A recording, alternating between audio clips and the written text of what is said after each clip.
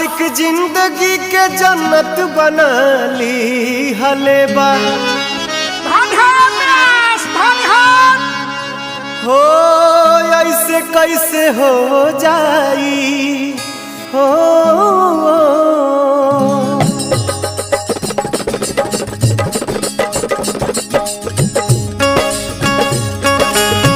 ऐसे कैसे हो जाई मोहब्बत के सौदा। ऐसे कैसे हो जाई मोहब्बत के सौदा।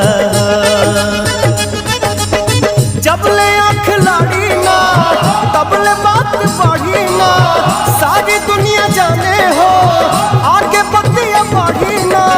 जल्दी कैसे भर जाई गहिर हौदा।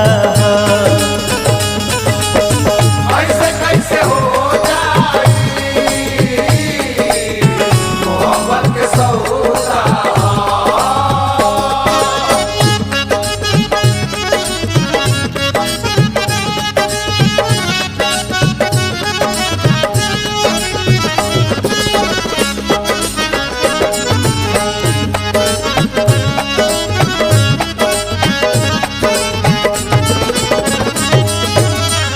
प्यार ना कइल जाला हो जाला, हाथ ना धइल जाय धरा जाला। न कोनो चेहरा दूसर भावेला, नींद ना से भी परा जाला। प्यार ना कइल जाला हो जाला, हाथ ना धइल जाय धरा जाला। न कोनो चेहरा दूसर भावेला, नींद ना से भी परा जाला। जल्दी कैसे बन जाई दिल के मसौदा। ऐसे कैसे हो जाई मोहब्बत के सौदा।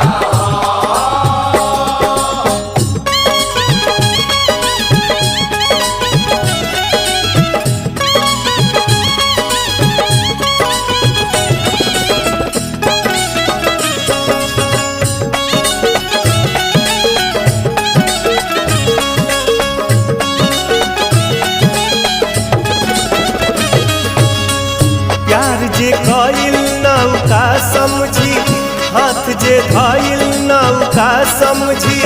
रंग नहीं आके नहीं उतरेला, जे मजनू भइल नौका समझी।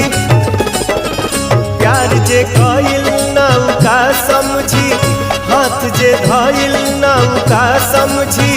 रंग नहीं आके नहीं उतरेला, जे मजनू भइल नौका समझी। जल्दी कैसे बस जाई